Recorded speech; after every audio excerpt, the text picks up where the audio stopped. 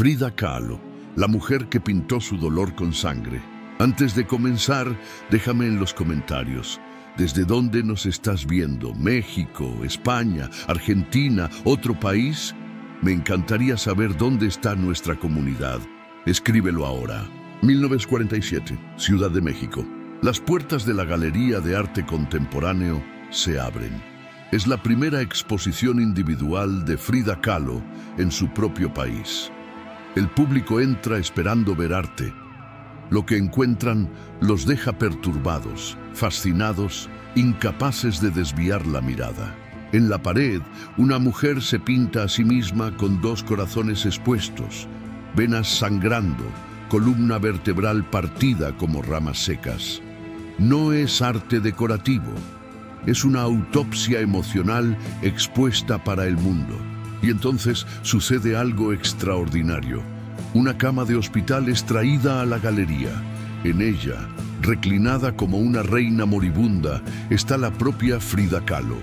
No puede caminar, no puede estar de pie, pero está ahí, vestida con sus ropas tehuanas coloridas, flores en el cabello, mirando a cada visitante con esos ojos negros que parecen atravesar el alma. Esta es Frida Kahlo, una pintora, un ícono, una revolucionaria, pero la verdad sobre quién era realmente va a devastarte, porque detrás de las flores en el cabello y las cejas unidas había una mujer que transformó cada gota de dolor en arte, y su historia es más brutal, más apasionada, más imposible que cualquier pintura que creó. Coyoacán, México, 6 de julio de 1907. Nace una bebé.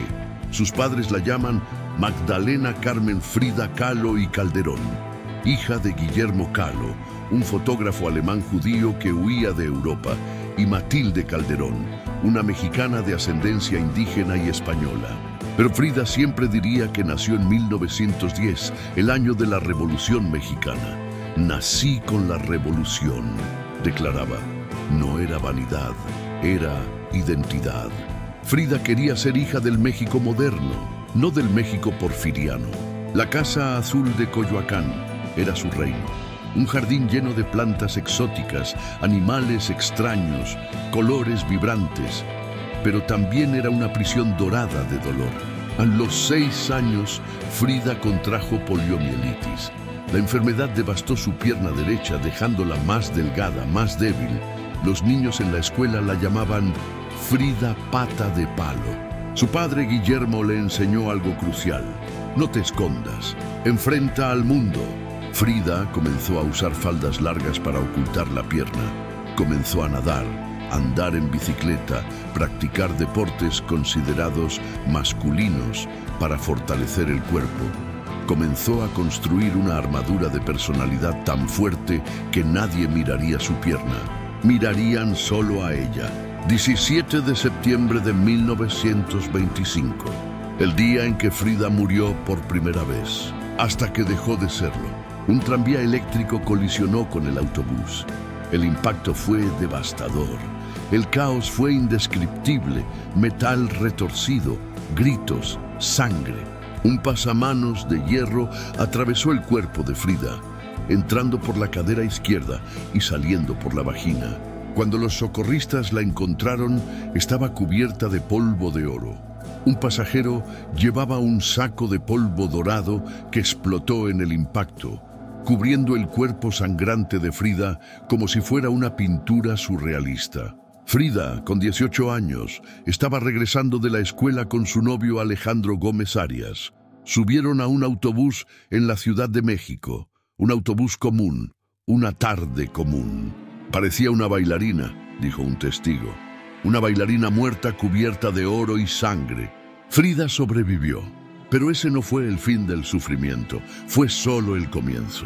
La cama como prisión y como salvación. Frida pasó meses inmovilizada.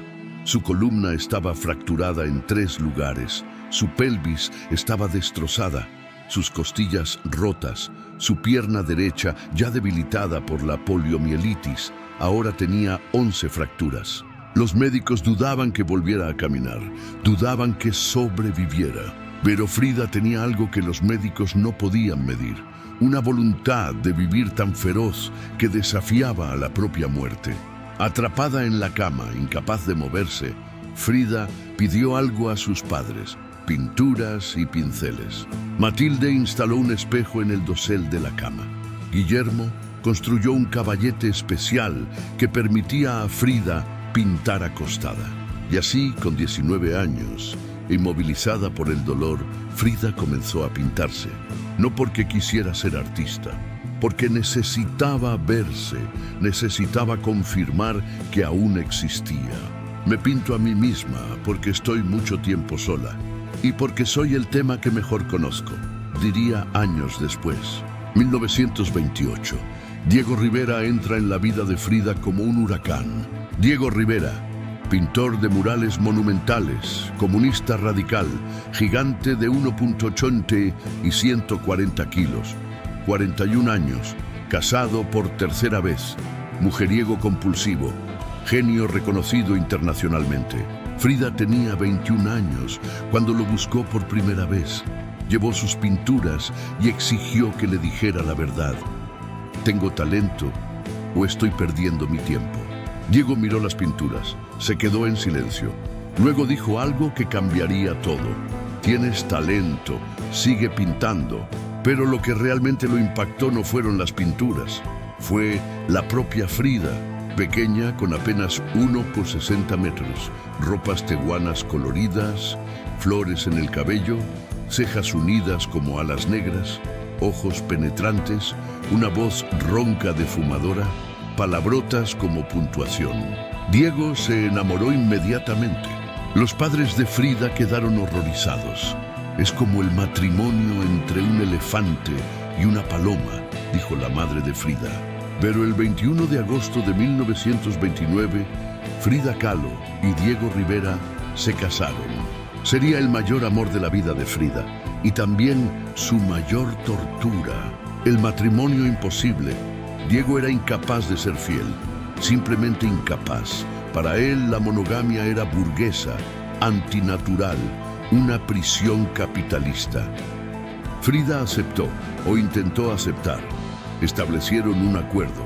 Ambos podían tener aventuras extramaritales. Pero había una diferencia brutal. Diego se jactaba de sus conquistas. Frida sangraba en silencio. Y entonces ocurrió la traición imperdonable. Cristina, su hermana, la persona en quien más confiaba. Cristina Kahlo, hermana menor de Frida, comenzó un romance con Diego. Cuando Frida lo descubrió, algo dentro de ella se rompió de una forma que ningún accidente de autobús jamás logró. Cortó su cabello, cambió las faldas tehuanas por trajes masculinos, pintó unos cuantos piquetitos. Una mujer asesinada a puñaladas por su amante, sangre brotando, mientras el subtítulo se burla, pero solo fueron unos cuantos piquetitos. Era un autorretrato emocional. Frida era esa mujer, Diego era el asesino y el mundo observaba indiferente. Era un autorretrato emocional. Frida era esa mujer, Diego era el asesino y el mundo observaba indiferente. Los hijos que nunca nacieron. Frida quería desesperadamente ser madre, pero el accidente de autobús había destruido su pelvis. Los médicos advirtieron, un embarazo sería extremadamente peligroso. Frida lo intentó de todos modos, 3 veces. 3 veces su cuerpo la traicionó. En 1932, en Detroit, Frida tuvo un aborto espontáneo devastador. Hemorragia masiva, 13 días hospitalizada, dolor indescriptible. Diego apenas visitó el hospital, estaba ocupado pintando murales. Sola en la cama del hospital, Frida tomó lápiz y papel y dibujó al feto que nunca se convertiría en su hijo. Dibujó su cuerpo sangrando. Dibujó su dolor con una precisión clínica, brutal, insoportable. Meses después, pintó Hospital Henry Ford. Frida acostada desnuda en una cama de hospital, sangrando, sosteniendo cintas rojas conectadas a un feto, una flor marchita, una pelvis rota, un caracol, un instrumento médico. No era solo una pintura, era un grito silencioso de agonía. Mi pintura lleva el mensaje del dolor, diría ella. y lo llevaba. Cada pincelada estaba empapada en sangre real. 1937, León Trotsky y la redención temporal. León Trotsky, revolucionario ruso exiliado, llegó a México en 1937. Diego y Frida le ofrecieron asilo en la Casa Azul. Trotsky tenía 57 años, Frida tenía 30. Comenzaron un romance apasionado, secreto, peligroso. Para Frida fue una venganza dulce contra las infidelidades de Diego. Para Trotsky fue una locura que casi destruye su matrimonio y su exilio. Duró solo unos meses, pero dejó marcas permanentes. En 1940, un asesino estalinista clavó un piolet en el cráneo de Trotsky en la Ciudad de México. Frida fue interrogada como sospechosa. Diego tuvo que huir a Estados Unidos. La sangre perseguía a Frida donde quiera que fuera. Las dos Fridas, el autorretrato más devastador. Diego pidió el divorcio. Frida entró en colapso. Comenzó a beber intensamente, tequila, coñac, cualquier cosa que amortiguara el dolor. Y entonces pintó las dos Fridas sentadas lado a lado, tomadas de las manos. Una vestida con ropas tehuanas tradicionales, la Frida que Diego amaba. Otra vestida con un vestido victoriano blanco, la Frida que Diego rechazó. Ambas tienen los corazones expuestos, están conectadas por una arteria. La Frida rechazada sostiene unas tijeras quirúrgicas, cortando la arteria, sangrando sobre el vestido blanco. Es una pintura sobre identidad fragmentada, amor destructivo, autodestrucción. Es una pintura sobre lo que sucede cuando la persona que más amas es también la persona que más te destruye. Diego y Frida se casaron nuevamente en 1940, pero nunca volvieron a ser lo que eran. El cuerpo como campo de batalla. A partir de 1944, la salud de Frida comenzó un colapso irreversible. La columna vertebral fracturada en el accidente de 1925 nunca había sido tratada apropiadamente. Ahora se estaba desintegrando. Dolor constante, insoportable. 28 cirugías a lo largo de su vida, corsés de yeso, aparatos metálicos, morfina, demerol, alcohol.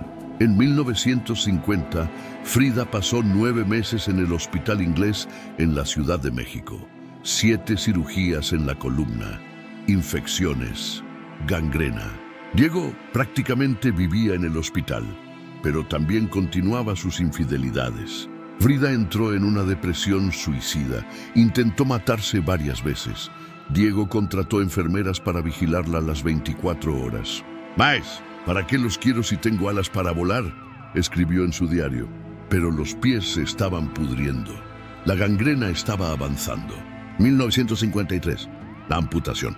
En agosto de 1953, la pierna derecha de Frida fue amputada debajo de la rodilla. La pierna que la poliomielitis había debilitado cuando tenía 6 años. La pierna que se fracturó en el accidente cuando tenía 18. La pierna que cargó durante 46 años. Ahora estaba en un cesto de basura médica. Frida decoró sus corsés de yeso con pinturas, chistes, símbolos comunistas. Transformó su prisión médica en arte.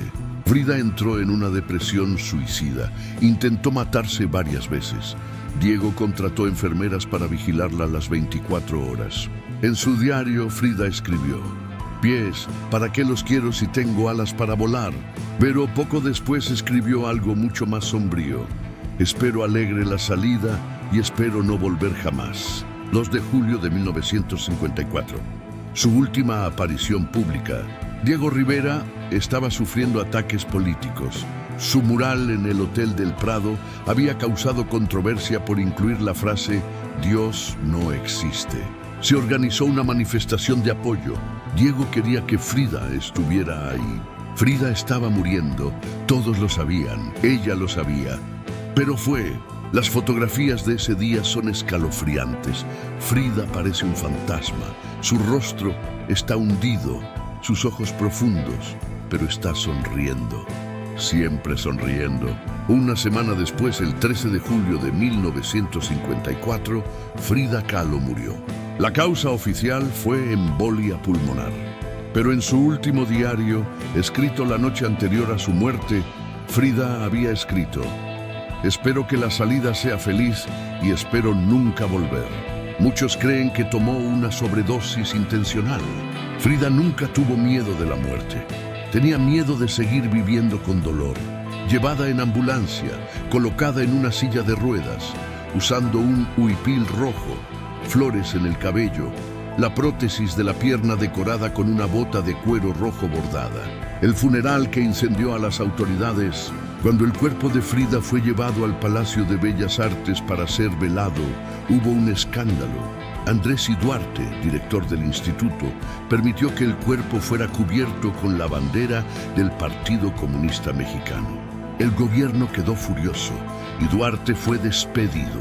Pero era tarde. Frida, incluso muerta, seguía siendo revolucionaria. Durante la cremación en el Panteón Civil de Dolores, sucedió algo inolvidable. Cuando el horno alcanzó el calor máximo, el cuerpo de Frida súbitamente se sentó. Su cabello se incendió alrededor de su cabeza como una aureola flamante. Sus labios se abrieron en algo que parecía una sonrisa. Carlos Pellicer, poeta y amigo, gritó: ¡Frida! ¡Frida está viva! Pero no lo estaba. Eran solo los músculos contrayéndose con el calor extremo. Pero para quienes la conocieron, ese momento final fue perfectamente Frida. Dramático, imposible de ignorar, transformando hasta la muerte en performance. Diego Rivera quedó devastado. Nunca se recuperó completamente. Se casó nuevamente un año después con Emma Hurtado, pero pasó el resto de su vida hablando de Frida como el gran amor que desperdició. Demasiado tarde, fue todo lo que podía decir. Demasiado tarde. El legado pintado con sangre. Entonces, después de conocer toda esta historia, ¿quién fue Frida Kahlo realmente? Una niña que sobrevivió a la poliomielitis y transformó debilidad en fuerza. Una joven que sobrevivió a un accidente que debió haberla matado y usó la cama como caballete. Una pintora que transformó dolor físico indescriptible en arte que aún hace que el mundo se detenga y mire. Una mujer que amó a Diego Rivera con una intensidad que bordeaba la autodestrucción, pero que nunca permitió que ese amor la definiera completamente. Una revolucionaria comunista que usaba ropas tradicionales mexicanas como declaración política de identidad.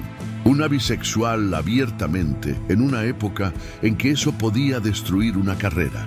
Una mujer que pintó 55 autorretratos, no por vanidad, sino porque necesitaba desesperadamente entender quién era a través del dolor que la definía. Frida Kahlo vendió la imagen de la mujer fuerte, inquebrantable, exótica, y el mundo se la compró completamente. Pero esa imagen costó todo. Costó su cuerpo, costó su paz, costó su vida. La pregunta que queda, hoy más de 70 años después de su muerte, todos conocen el rostro de Frida Kahlo. Todos reconocen las cejas, las flores, las ropas coloridas. Pero ¿cuántas personas realmente entienden su dolor? ¿Cuántas personas miran sus pinturas y ven más allá de la estética, más allá del exotismo, y reconocen la sangre real que goteó de su pincel? Frida Kahlo no pintaba para decorar paredes, pintaba para sobrevivir. Cada autorretrato era una cirugía emocional. Cada pincelada era un grito que no podía expresar con palabras. Tal vez la verdadera tragedia de Frida Kahlo no fue morir a los 47 años. Tal vez la verdadera tragedia fue tener que transformar cada momento de su vida en arte solo para soportar seguir viva. Porque al final, Frida Kahlo no solo pintó su dolor, se pintó entera con sangre, sudor, lágrimas y tequila. Y cuando finalmente dejó el pincel por última vez, no quedaba nada de ella que no estuviera expuesto en las paredes para que el mundo viera. Ella finalmente encontró paz, pero ¿a qué precio? Su última entrada en el diario lo resume todo. Espero alegre la salida y espero no volver jamás. Frida. Si esta historia te impactó tanto como a mí, regálame un like y suscríbete al canal. Cada semana traigo historias fascinantes de personajes que marcaron la historia. ¿Sobre quién quieres que hable próximamente? Déjalo en los comentarios. Nos vemos en el próximo video.